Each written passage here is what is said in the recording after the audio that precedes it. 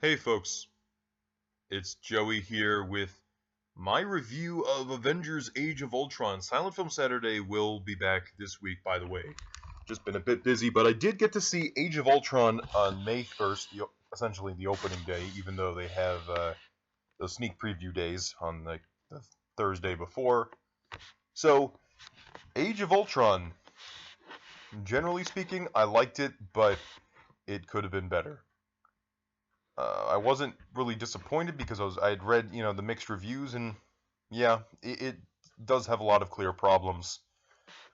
First off, I just want to talk about some of the things I didn't like about the film. Ultron's creation, the main villain in the film, the artificial intelligence, he is given a really rushed origins. Basically, Tony and Banner are like, okay, let's create Ultron. One party later, oh crap, Ultron is evil. Yeah, that's basically it, guys. So, uh, that's that. I feel the 2 hour, 20-minute runtime does not suit this movie because it had so much going on with the Maximoff twins, meaning Quicksilver and Scarlet Witch. You had Nick Fury returning. You have all the Avengers and all their nonsense. Hawkeye's interesting story. The Black Widow Hulk relationship, the subplot setting up for Avengers Infinity War, Vision. So, those aren't really spoilers, that's just kind of general plot points in the movie. And if the movie was like 2 hours and 40 minutes, or even 2 hours and 50 minutes, or even just another 10 minutes longer to explain certain things, then I'd be okay. Because if you're not somebody like myself or some of my friends who follow the Marvel Universe, you're going to be lost when you watch this movie. Like, my mom likes watching all of these movies, but she's not doesn't follow them religiously. And I feel, unlike the first Avengers, this movie does not treat the uninitiated very kindly. Just because there's so much stuff going on. Plus, you have to try to tie in some of the other movies. Even though I feel like the only Phase 2 movie I needed to see before Age of Ultron was Captain America 2. I look at Iron Man 3 and I say, wow, Iron Man 3 was really pointless. Even though I like the movie personally, I just feel this movie, the Iron Man 3, has little or no impact on Avengers Age of Ultron because it doesn't describe how Tony gets back on the team or anything like that. And everyone's just like, I have arguments with people on this, but I don't see those arguments as valid. I just don't. Um, it just feels like Iron Man 3 did not need to happen for Age of Ultron to happen.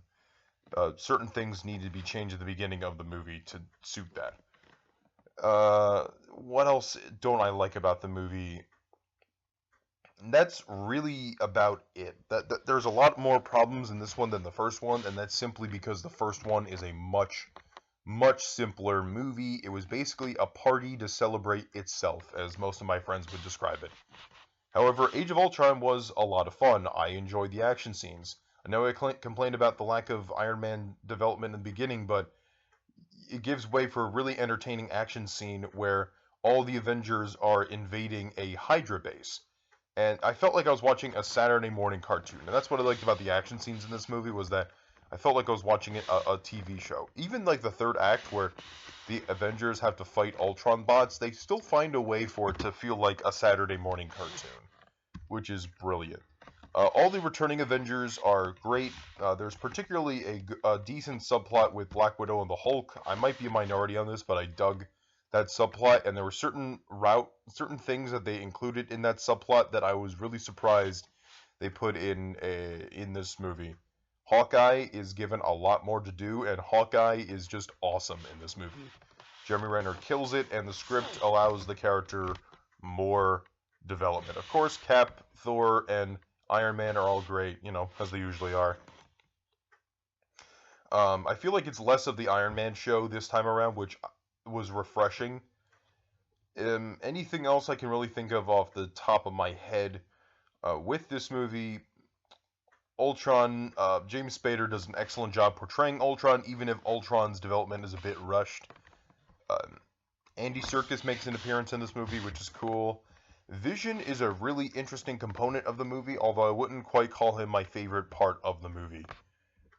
His action scenes were kind of generic, but I did enjoy his speaking scenes, as he's played by Paul Bettany.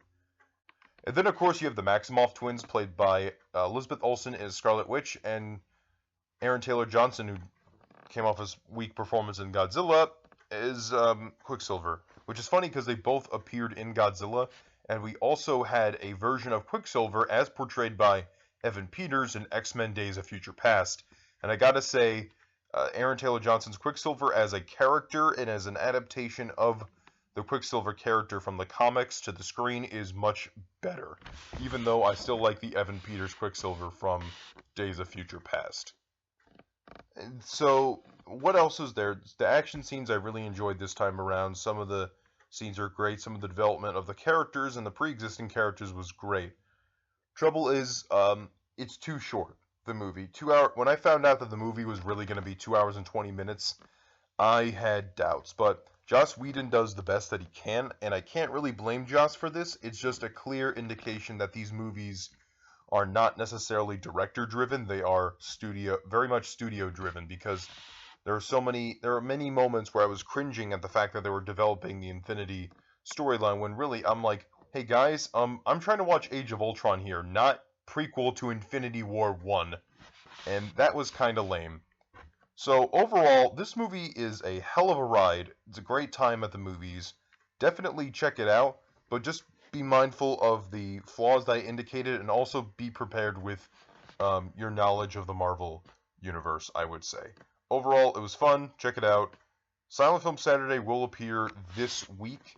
And I know I promised a Marvel retrospective, but I probably won't get to that till about Ant-Man's release. So just stay tuned for that, and I'll see you guys later.